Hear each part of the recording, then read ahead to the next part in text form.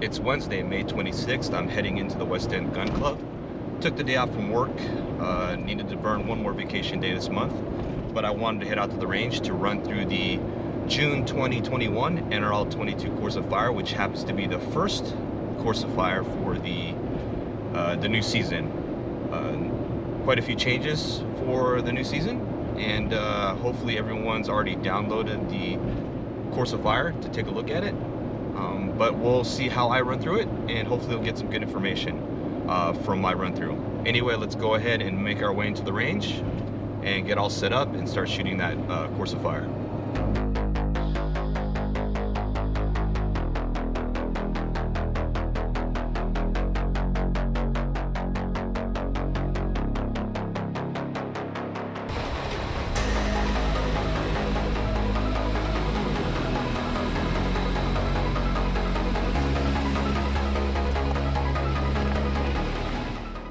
Going to be a slight delay this morning. I'm not sure if you saw the sign when I rolled in to the range, but it said the rimfire range is temporarily closed by the range staff.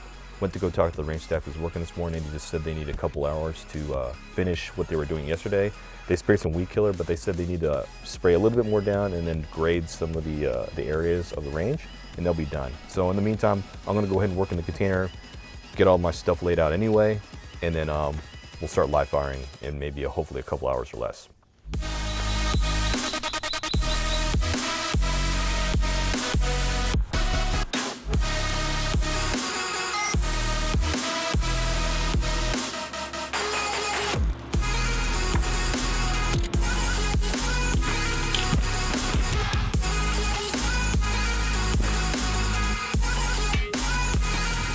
Well, this is a good time while the range staff is completing their work on the rimfire range to go over the new things in the NRL22 2021-22 season.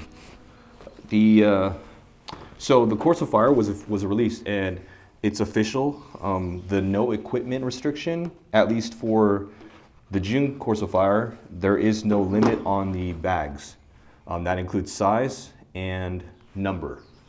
So if you read the Course of Fire, there is no indicators on the Course of Fire that say limit one bag in accordance to rules, and there's no size, like it doesn't say volleyball size or smaller. So what does that mean? You're gonna have multiple bags. You can have multiple bags on a stage during each stage. And then the size, apparently there's no limit. So there's some pretty big bags out there. And the question is, what's going to be allowed? And I think that might actually be up to the range or your match director. I think most people are going to draw the limit. I think you've seen that Armageddon Gear Numero Uno, which is this huge bag. I think they did it as a joke, right? And they actually sell it, but it's humongous. It's bigger than like a human body, like torso and up. And I think something like that would probably be disallowed. Even though I don't think it's explicitly written in the rules that you can't have that, but I think most people say that it kind of violates the spirit of NRL22 or whatever. So the question is a rucksack legal? You can argue that you could use a rucksack, you fill a backpack, a ruck, and use that as your piece of equipment, or as one piece of equipment. I don't know. I've never shot PRS or NRL, like the full, center fire type matches, so I don't know what they do. I'm not sure if that's allowed there, but I don't think I would allow that in an NRL22 match that I hold. But I mean, unless someone says otherwise that you can't allow that, we'll see. Anyway, I think what else is confirmed? So the base class, apparently you can now have an out of production base class rifle, and they have a list on the Course of Fire of what is kind of within scope. And so a 455 is technically, they'll allow it in base class out of production as long as you can, as long as it still fits within the 1200 when you aggregate that, because as I indicated in the previous range vlogs, base class is now 1200 and under, combined scope and rifle. So a 455, like my Pro Varminter in the original configuration, that was allowed in base class, and now it still is. I think they also have an inflation factor to put in there to factor for inflation. I just think this is getting way too complex, to be honest, but I'm glad that there is a way for people to shoot a 455 in base class, because that rifle is still readily available. It's not that old. So I think that should be a base class rifle if it, if you had one. What else is there worth mentioning right now? So I talked about the equipment, talked about base class. I think that's kind of it, really, from what affects a shooter. I think a lot of people are just going to be trying to figure out what bags and stuff they're going to use now for various stages. Anyway, let me go ahead and just start getting all my stuff squared away. I have all these printouts. Oh yeah, one other thing, sorry. So the Course of Fire, people may not be aware of that, but the NRL22 2021-22 season is their Course of Fire is going to now have it's going to include 200 yards, so it's going to scale, right? You have on each stage, it's going to have an option 1 or option 2, where option 1 is going to be for the 100 yard and under restricted ranges, and option 2 is for anyone who can go beyond that to 200 yards. And so your Course of Fire, you'll pick, your match director will have option 1 or option 2. And so, for example, on this one, this stage, you have 2 targets, a 60-yard target with a 2-inch and an 80-yard target, a 3-inch. But the option 2 version of that, it's scaled up. So you have twice the distance, 120 yards with a 4-inch target and 160 yards with a 6-inch target. It'd be nice if we had 200 yards here, because we would probably explore doing that for maybe, if I had that ability to do it here easily, I would probably go every other match would be the longer distance match, just to give people a little bit more variety in terms of matches. And the opportunity to shoot beyond 100 yards. It's fun to shoot 22 beyond 100. But that's kind of it that I wanted to mention right now. So let me go ahead and just start finishing up my my range or match planning, and then hopefully they'll be done and we can start actually live firing.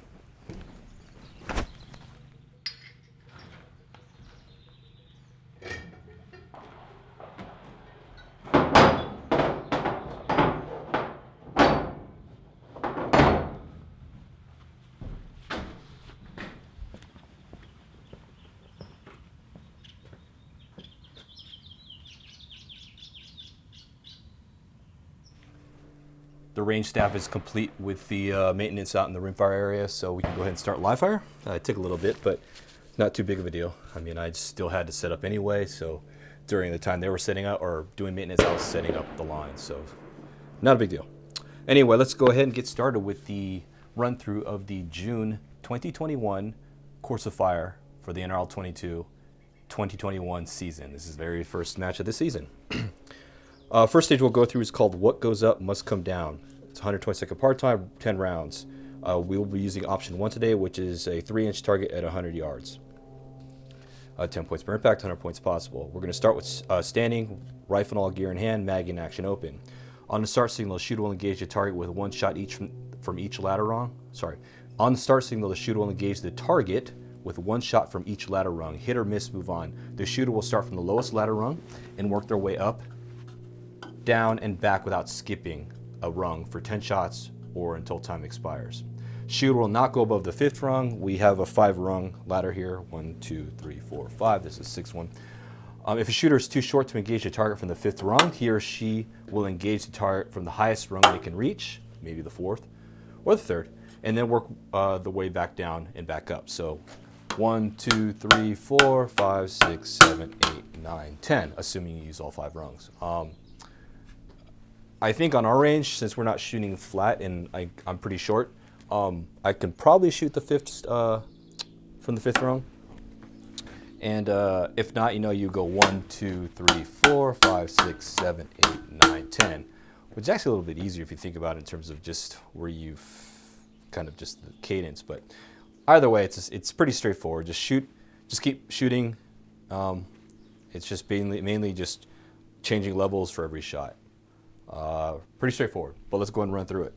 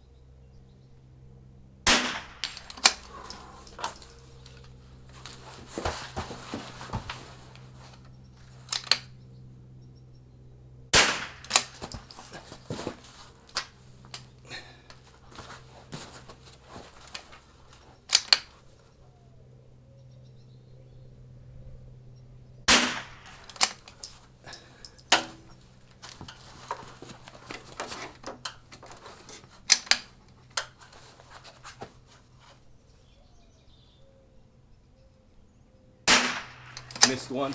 I think that was the first one I missed.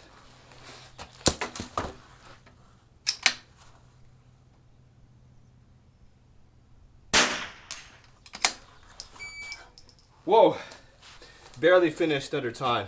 This one's harder than I thought. Harder than I thought. I think I missed one. I might have missed two. I have to look at the video.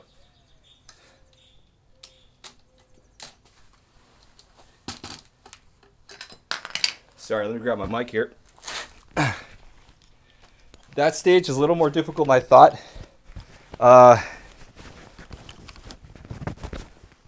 Probably need a bungee cord or something, this bag. Bigger bag will help with the gaps. With that little dead space between your arm.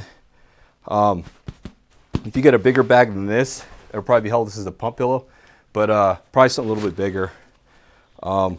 Granted, I should have just kind of brought my leg up here to get this rung a little bit more stable, to be honest. But I couldn't shoot out the 5th rung because I was on my tiptoe just to get that angle on there on the target. So I'm shooting out the 4th rung.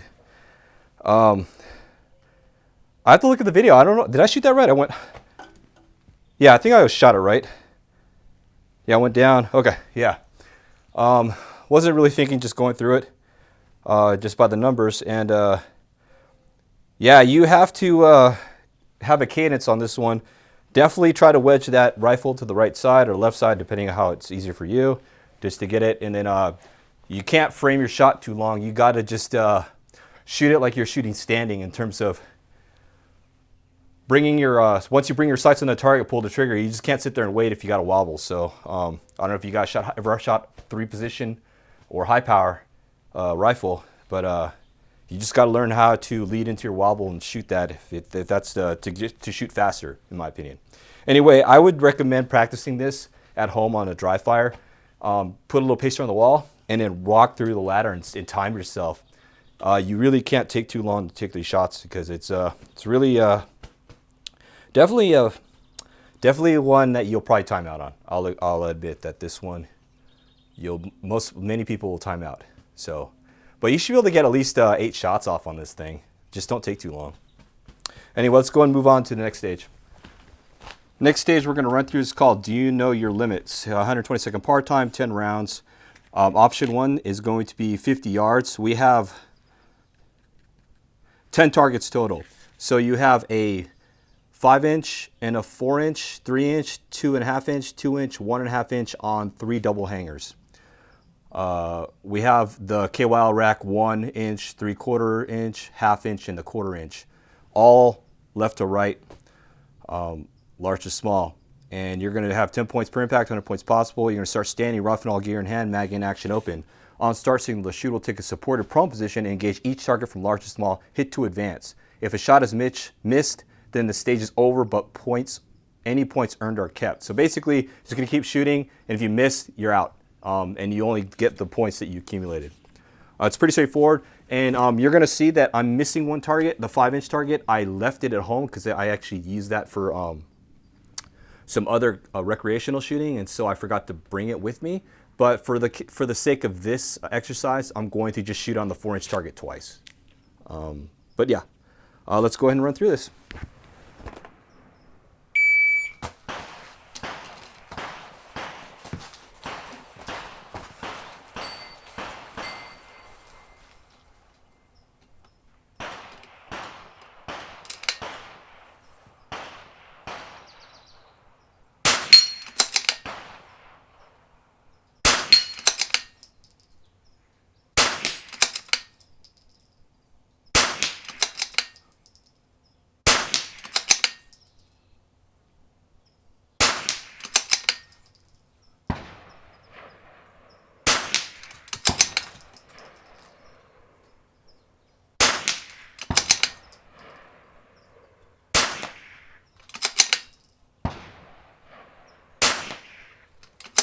I barely clipped the second to last KYL, the 1/2 inch, and I missed the 1/4 inch.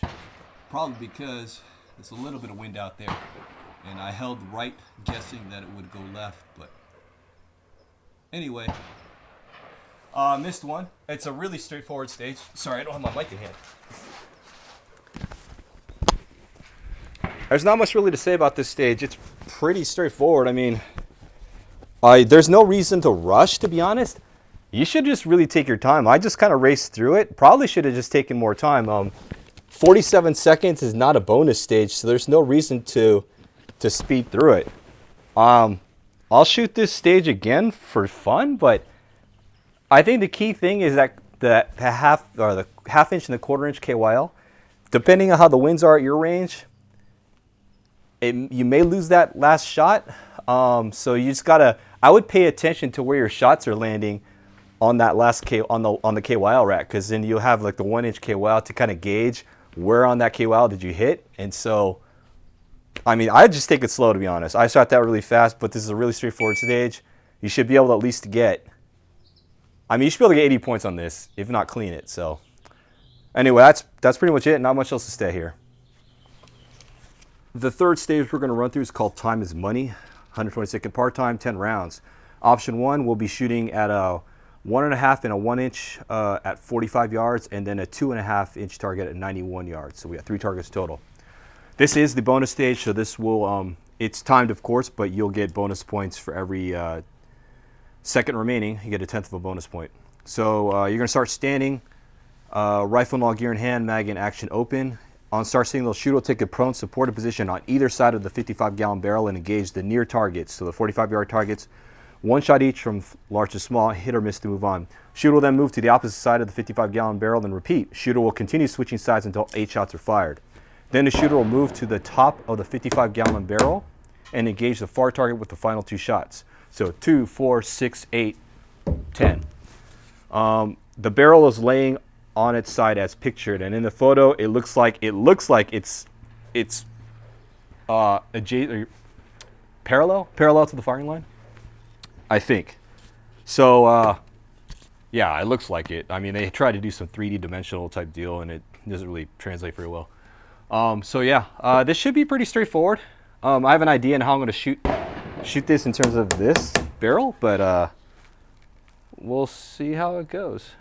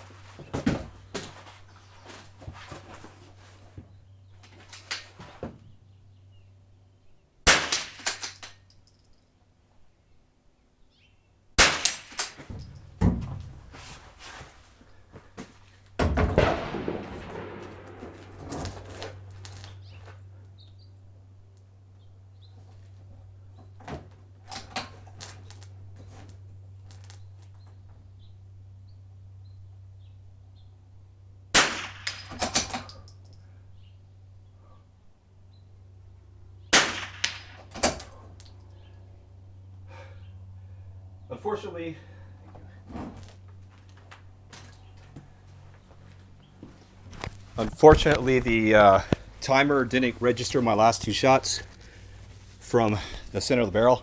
So I don't know how much time I have left. So I'll have to look at it on video. But pretty sure I have plenty of time left, to be honest, because 37.44. So it took about 37.44, 37 seconds per side. So let's say 75 seconds plus top of the barrel. Probably finished about 20 or 30 seconds left. So not a big deal, pretty straightforward. What I was trying to do was actually use the bag as kind of my stability method for the barrel. So what I was doing is I used the bipod.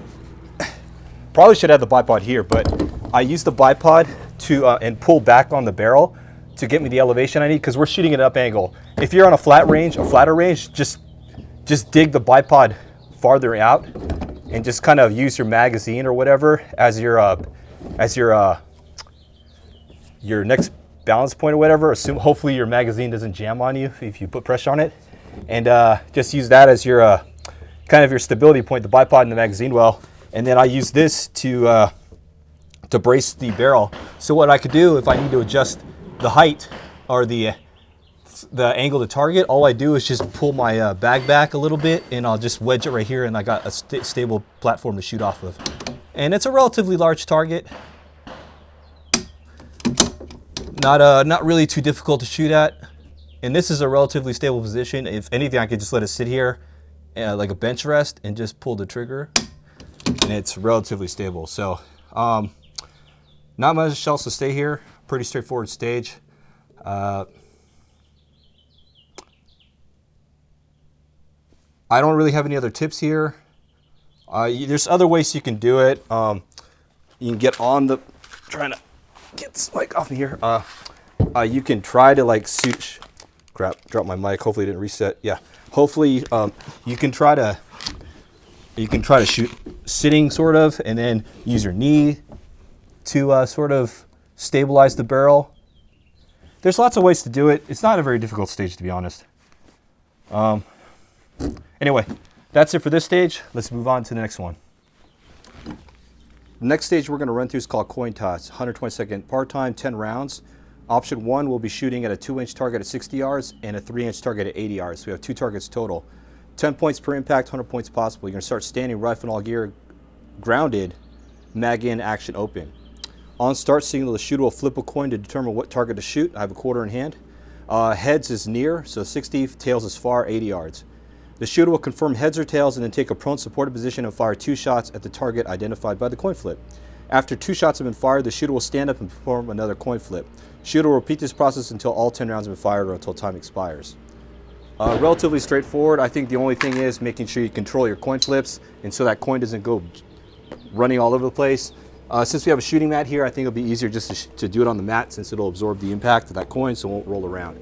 That's my only pre-tip here for people shooting this stage. Probably don't want to use a penny, probably want to use a quarter, or even if you can find, if you got one of those dollars, the dollar coins, the Sacagawea dollars or whatever you call them. Something that's larger and heavier so it's easier to see. Anyway, let's go ahead and run through this stage. Should be pretty straightforward. Heads.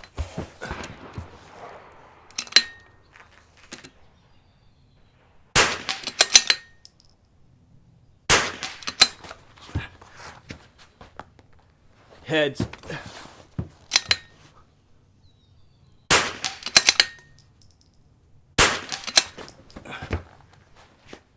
Tails.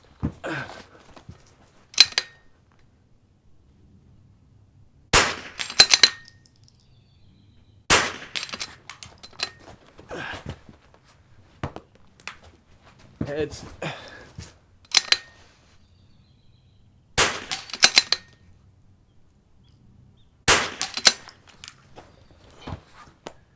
Tails.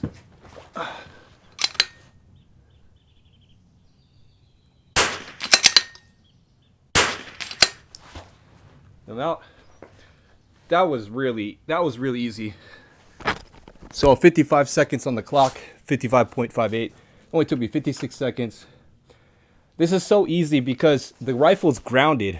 You start with the rifle grounded.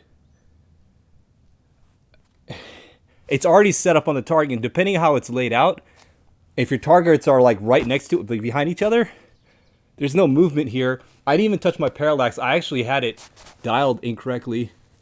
I had it kind of split between the two, so they're both blurry. And I just held up 0.5 of a mil for me today, and that's for between 60. I had a 0 for 60 or a dial for 60, and I held up 0.5 mil for that 80-yard target. And it's a 3-inch target, so it's hard to miss. It's 80 yards. Yeah, there's not much to say here. This is very straightforward, very simple to do. The key thing, as I said earlier, make sure that you're you don't let the coin get away from you. And it's not even that. I think it would have made it a little bit more difficult. They made you pick up the gun. That would at least make it a little bit more challenging. Yeah, it's, if anything, I would have said either make you pick up the gun between each iteration, or each time you have to shoot, or they should have spread the targets farther. Maybe like 60 and 100, 50, 75 and 100, something to gap it. But yeah, that's all I have to say about this. Pretty easy stage. The last stage we're going to run through this morning is called It's All About the Pitch. And that's this rooftop stage, which looks kind of interesting. So you're going to have a 120-second part time, 10 rounds. We have 4 targets at one distance. We have a 2.5 inch, 2 inch, a 1.5 inch, and a 1 inch on 2 double hangers at 75 yards for option 1. You're going to start standing, rifle and gear in hand, mag in action open. On start signal, the shooter will take a position on the rooftop, except on the very top and bottom, and engage the targets with 1 shot each from small to large. If a shot is missed, then the shooter must go back to the previous target, but must impact it prior to moving on. If the shooter impacts all targets, then the shooter will remain on the smallest target until all rounds have been fired or time expires. So the rooftop is turned sideways 90 degrees. No equipment may touch the ground nor the topmost portion of the rooftop. So we have this rooftop barricade turned 90 degrees this way to my right, facing the range. I don't know if they're going to make a difference between either left or right, but I'm going to shoot it both ways as a right-handed shooter to see how it goes. But you can't rest on the top, so you're not going to allow it to rest here. And as far as the bottom, I guess right here. But the key issue is no equipment may touch the ground nor the topmost portion of the rooftop. So that means you're not going to be able to put your bipod down here or put your bag here, I guess, kind of right here. If your bag is touching the ground, you're disqualified. Your rear bag's touching the ground, disqualified. If your rifle's rested on the very top ledge here, you're disqualified. So you're pretty much going to shoot along here. So unfortunately, I had to put these 2x4s here after our last match because people could not stay on this. I don't have my inclinometer here. If I recall correctly, I put this at a 30-degree angle, which apparently is just too steep for people. And even though I put like this rough paint on here for grip. So I put these 2x4s here so that you can, if you're gonna be on the stage, you can shoot off the rooftop without sliding off. So for the purposes of having this angled though, this does give people sort of an advantage here. And I'm assuming other rooftop barricades are similar. I've seen some where they put slats. So that's pretty much gonna be your advantage here is if you have slats, just simply rest here. If you don't, you're just gonna put your bipod right here and just hold it in place and shoot. That's all I can imagine you're gonna do. It seems pretty straightforward to me. It's just the only aspect here is if you miss. So if you're gonna shoot from large to small. If you miss, you gotta go back to the last target. If you miss that one, I assume you go back to the last target again. So the previous one. So if you go 2.5 inch and miss the 2, go back to 2.5. If you go 2.5, 2, you miss the 1.5, you go back to the 2. If you miss the 2, then you go back to 2.5. So it's kind of this weird cadence. Keep it simple on yourself, just don't miss. Anyway, let's go ahead and just get set up for this and we'll see how it goes.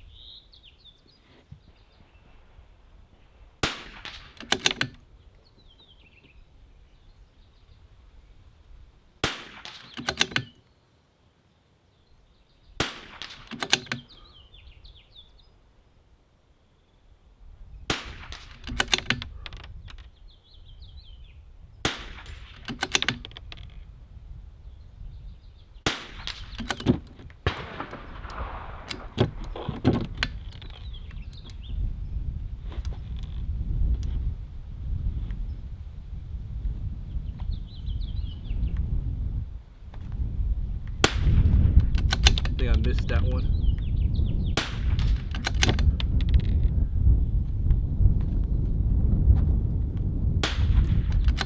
I hit that one, it just grazed it.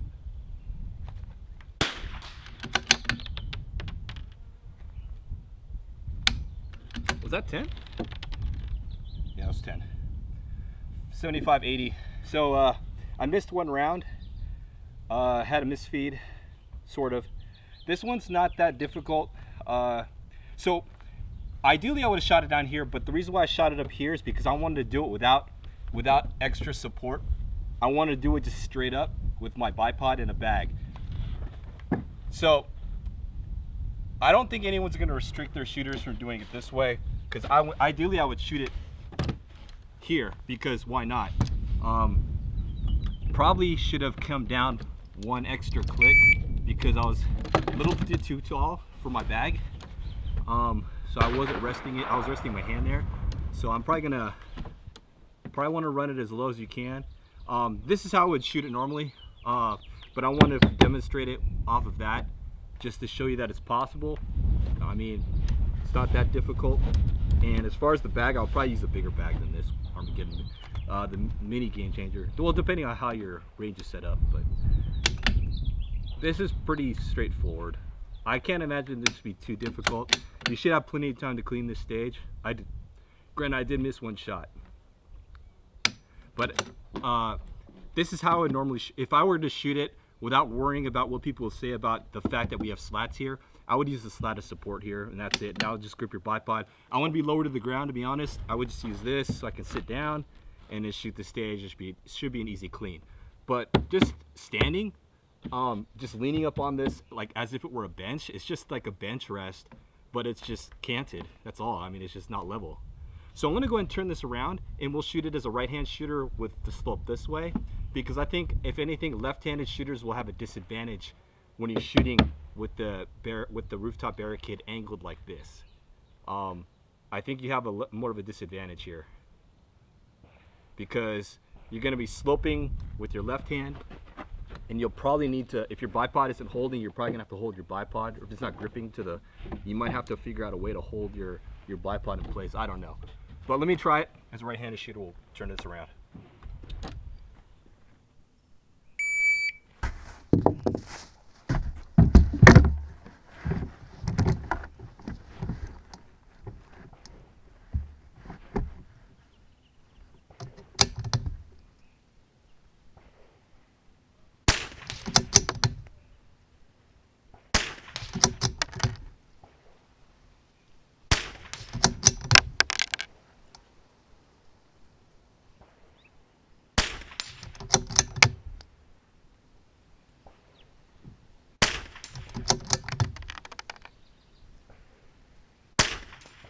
That hit, it hit. So.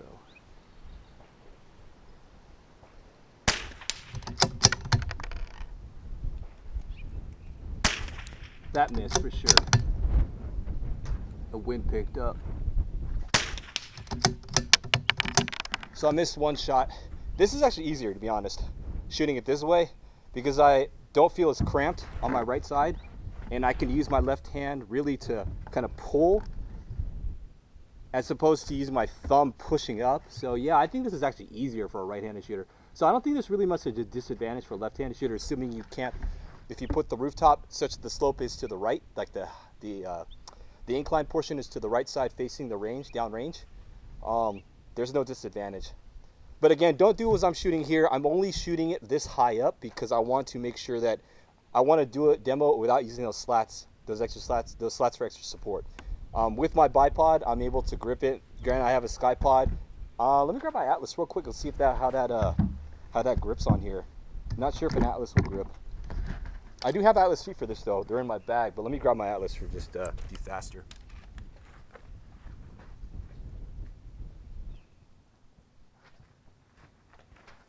I just realized that my bipod was still set up for the last stage. I should have had this out a little bit more for more stability, but it didn't really make much of a difference, to be honest. Should have my spigot mount. But let's go ahead and throw my mics on the ground there. Hopefully you can hear me. But let's go ahead and put the Atlas on the spigot mount. Oh yeah, that'll hold. There's no problem there. A little bit tension for cant. Yeah, that's no problem. If anything, the only thing I lack here is my elevation. I don't have enough length on the bipod legs. That's probably going to be your biggest disadvantage. for a shooter, it's going to be, if you don't have extra long legs on your bipod, that might make a difference here. Actually, you might have to run a flatter bag. So this Atlas, I might not even run a bag on. Yeah, how am I going to rest here? I might use the. Sorry, let me find my targets here. Yeah, it's a little bit tight with the height of the Atlas. I don't have enough. We're not shooting on level ground here, so yeah, I can still shoot this. Just need more cant here. Yeah, the Atlas feet should have no problem. Harris should be the same way. I just gotta loosen up this cant here. For some reason, I can't loosen it up. There it goes. Oh, that's as much as I can go. So, interesting. Okay. Yeah, there shouldn't be a problem with the Atlas feet.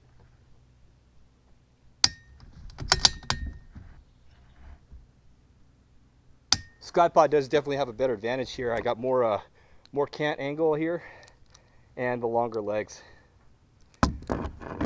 So for those shooters, so I don't even know if you can hear me. So for those shooters that use like a Harris, like a SBRMS, I know that's really popular. The Harris SBRMS is the most popular bipod probably out there because it's relatively inexpensive, $100, $110. It shoots well off a bench because of the height, but I don't think that is a good prone bipod. You just don't have enough length. I feel like you need longer legs. So like, I think this Cal has a 6 to 9 inch adjustment range, same as the Harris bipod, maybe a little bit more. I think you need more adjustment height for if you're gonna shoot a bipod specifically for like PRS, NRL style competition, you need longer legs to take advantage or to be able to adapt to various range conditions and various barricades. Don't limit yourself with the short legs of those. And I think there was an old mantra back in the day where you had to be low to the ground when shooting prone. It's totally not true. I've read that a lot in the early 2000s about how, yeah, you want a shorter bipod, stay low to the ground. I think that's all BS because we figured out that being higher off the ground or getting your head up kind of gets you better comfort, better comfort for shooting, and you're going to perform better because you're more of an upright position. So try to get away from that mantra if you can. I go with longer legs on your bipod. Anyway, I digress. So this stage, I think this rooftop stage is going to be really easy. Assuming they let you, because I know there was rules that where match directors are allowed to like not let you kind of pre-stage on the props before a match. I think there was a rule in there they added to the rule book. I don't do that on my range, especially because most people have never shot at an elevation or like an upward angle before, because we have to shoot an upward angle here, like it's about 10 degrees or so. I'll have to check, but I let people pre-stage because they're just not used to that. So if they let you pre-stage on the props, you'll find out how you set your bipod, and then you should be good to go. But don't do as I do here, as I mentioned earlier. The reason why I was shooting this high on the barricade or on the rooftop is because I wanted to show you how it can be shot without using any additional slats for support. But I would shoot lower to the ground so I can sit as opposed to stand, so I could be a little bit more comfortable on my position, kneel or sit and be a little bit more stable and less stress on my body, and then shoot lower. But yeah, that's probably how I would shoot it, either crouching, kneeling, or even here, shoot it prone if you want to. I just think it's just not that difficult to stage. Anyway, that's it for the run through. Let's go and just clean up. Been out here for a while. I'm gonna actually record some other footage for something else and then take some photos, but pretty much done with this run through. It's been a long morning here at the range, almost done packing up and about to get out of here. As far as the June 2021 NRL22 Course of Fire, I think it's pretty straightforward. The ladder stage is probably the most difficult one. If anything, people might time out on that stage. I just say shoot fast. Don't dwell on the perfect shot. I mean, you should be able to get once you think you're stable enough, just shoot it. You can't just sit there, to be honest. I mean, you can either try to get framed shots and then time out, or you can try to get 10 shots off with relative accuracy and inaccuracy. Granted, You should just practice the ladder stage. That's just pretty important, just practicing off a ladder. Just be able to get on target and get a good sight picture and trigger pull. See how fast you can do that. It's a pretty simple drill you can do at home. Just go in the garage, just time yourself, get a timer, get into a position and pull the trigger. How long does it take you to do that? And every time, just reset, start again, get onto a rung. How long does it take you to pull that trigger and on a good trigger pull? Be honest too. Don't lie to yourself. Was it a good trigger pull? Learn how to call your shots when you're shooting on a pace or just dry firing. Outside of that, the rooftop stage I thought was pretty straightforward, and everything else is pretty easy in my opinion. So this should be a pretty straightforward course of fire, aside from the ladder stage. Well, ladder is straightforward. Is whether or not you can shoot it and score well is another question. So anyway, that's kind of it for this range vlog. I just wanted to run through that course of fire. Hopefully people won't go whole hog and try to really game the system. I think keep it simple. I mean, no need to add extra bags if it doesn't really add enough benefit for you. Don't just add bags for the sake of adding bags. If it helps you get more stable, that's great. If you're just going to try a new bag at the match, you're probably not going to do well. You should practice with it first. That's all I can say. The pump pillows is something I'm just going to try to incorporate into my cadence. We'll see if it works out for me in certain situations. But other than that, I'm not really changing much. The ladder stage, I did use my my rail changer, and since we're not restricted to 2 bags anymore, I'm going to run this on a ladder stage. I'll just run this to add a little bit of stability, maybe. But to be honest, sometimes I just shoot. Sometimes I'll just shoot the ladder with nothing on here and just hard contact.